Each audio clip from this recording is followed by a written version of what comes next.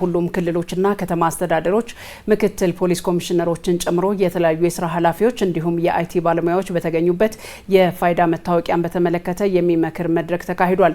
በዚህ መድረክ ላይ ተገኝተው መልእክት ያስተላለፉት የኢትዮጵያ ፌዴራል ፖሊስ ኮሚሽነር ጀነራል ደመላሽ ገብረ ሚካኤል የፋይዳ ብሔራዊ መታወቂያ ወደ ስራ መግባት የፖሊስ ወንጀል ምርመራ፣ ወንጀል መከላከልና የትራፊክ ስራዎችን አቅልሏል ብለዋል። ፋይዳ መታወቂያ ፖሊስ የሚያከናውናቸውን ተግባራትን በማቃለልና በማዘመን ረገድ ከፍተኛ ሚና እንዳለው ገልጸው ወንጀለኞች በቀላሉ ለመለየት እንደሚያግዝ ጠቁሟል። ኮሚሽነሩ ሁሉም የህብረተሰብ ክፍሎች የፋይዳ መታወቂያ ተጠቃሚ እንዲሆን የፖሊስ አባላት ኃላፊነታቸውን መወጣት እንዳለባቸው አሳስበዋል።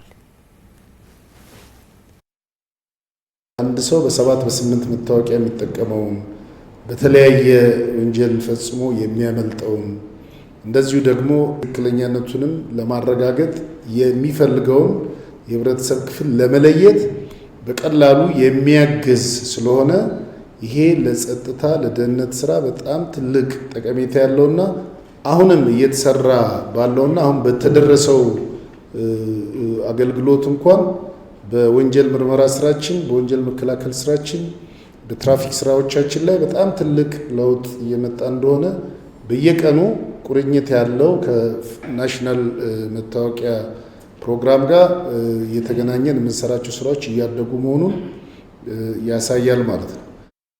የብሔራዊ መታወቂያ ፕሮግራም ዋና ስራ አስኪያጅ ዮዳሄ አራያ ስላሴ በበኩላቸው ሁሉም የህብረተሰብ ክፍል የፋይዳ መታወቂያ ባለቤት እንዲሆን የፖሊስ አባላት ትልቅ ኃላፊነት እንዳላቸው ጠቁመዋል።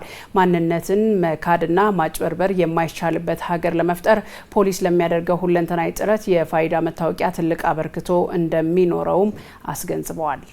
የፖሊስ ስራ ከባዮሜትሪክስ ጋር ከአሻራ ጋር የተገናኘ ነው።